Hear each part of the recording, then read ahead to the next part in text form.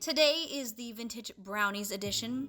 So excited for this. Both of these recipes are found in Betty Crocker's cookie book. This one is called applesauce brownies, which sounds a little interesting. Apples and chocolate? Okay. I do love both, so let's see if they work well together.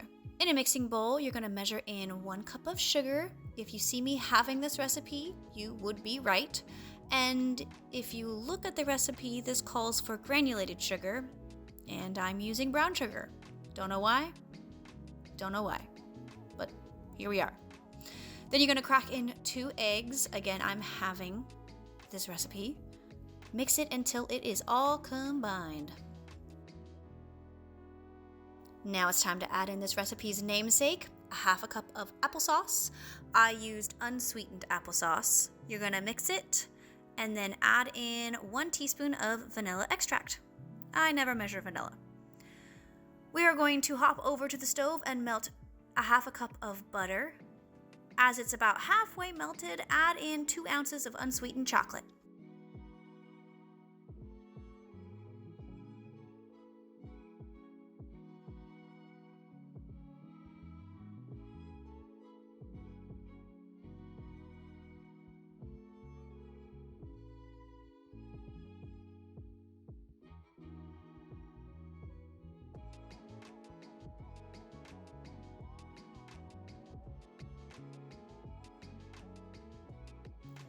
You're going to stir it until it's just melted, and then we're going to pour this melted lovely goodness into the applesauce mixture.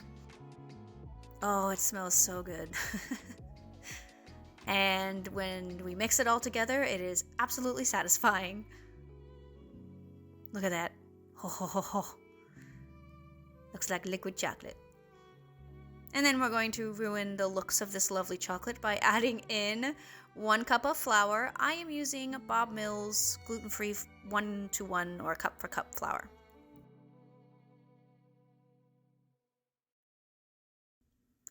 And then it's time for 1/2 teaspoon of baking powder, 1/4 of a teaspoon of baking soda, then 1/4 of a teaspoon of salt.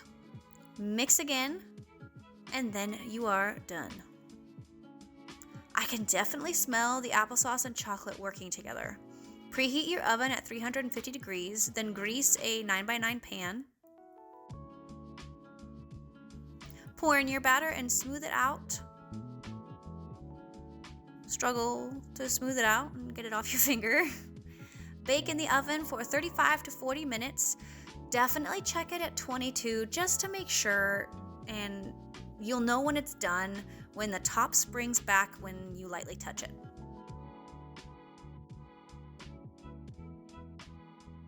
I was a little confused because it had a cake-like texture, not the texture of a brownie.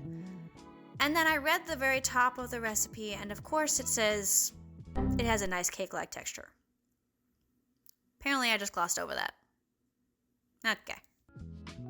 It was soft and stuff, but just not what I was anticipating for a brownie, and that's on me. But I don't know, it's just like having your heart set on someone making you pie and they give you Twizzlers or something, I don't know. And the flavor was fine. It wasn't great or wowing by any means. It was like tasting subtle applesauce and chocolate. But yeah, like I said, the flavor is so subtle, it just felt like it was confused on what it wanted to be. I don't know. I guess the moral of the story is read the flippin' recipe in its entirety and you won't get your heart disappointed.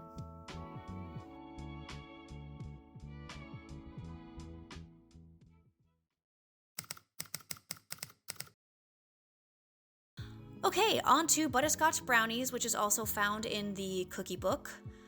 Let's read what this one says so we're not disappointed. Rich, chewy bars, keep soft and delicious for days. I can get behind that.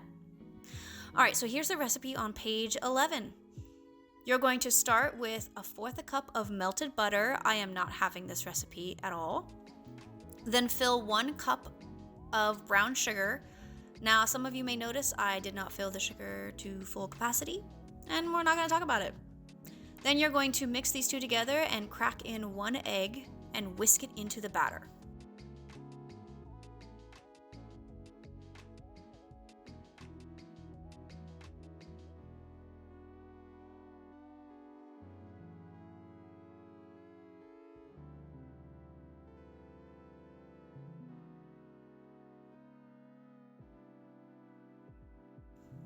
Then add in 3/4 a cup of flour. Again, I'm using Bob Mills cup for cup gluten-free flour by way of using 3 1/4 cups as you do. Then 1 teaspoon of baking powder, a 1/2 teaspoon of salt, a 1/2 teaspoon of vanilla extract, and again, I hardly ever measure vanilla. And this is optional, but you can put in 1/2 a cup of chopped nuts. I am not a nut girl in my desserts, so I omitted that. I was a little confused on the batter being so thick, but I trusted good old Betty Crocker and theorized that maybe the cold weather had something to do with this, but it was really thick. Now it's time to grease your 8x8 dish and pour in the batter. And struggle just a little bit. Look, I got new additions to my vintage mixing bowls and pan collection. These are Fire King dishes. I got 3 of them for $15. It was such a good find. I was very proud of myself.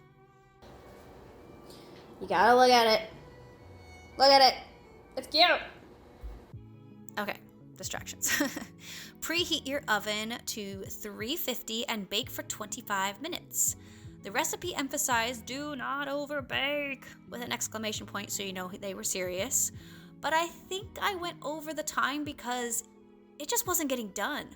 My toothpick kept coming out with wet batter, so I would bake it again for another 5 minutes and then another 5 minutes. So probably 30 minutes in total for myself and my oven. But yeah, there we have it. It smelled so good. Now you may be asking if this is just a blondie brownie, and to that I have to answer with, I don't know. I don't think so. This had a butterscotch smell, and it's been so long since I've had a blondie, so I couldn't compare them. But oh my goodness, this was so flippin' delicious. The texture was a brownie texture, so there's a win right there. It was soft, it was flavorful, it was so good. I'm so glad we ended on a high note with this recipe. Out of these 2 recipes, this one is the best. My husband loves butterscotch, so he approved of this immensely. And you'll be proud of me, I have been very good about not wanting to eat the whole pan. Well, I have been wanting to eat the whole pan, but I've been holding back, curbing my temptation. I am proud of myself. Well, it's time. We are at the end of the video. If you're needing a savory dish, I would recommend clicking on this video right here and I'll walk you through it step by step. Thanks for tuning into my little corner YouTube. Hope you have a good week and I'll see you on the next one. Bye!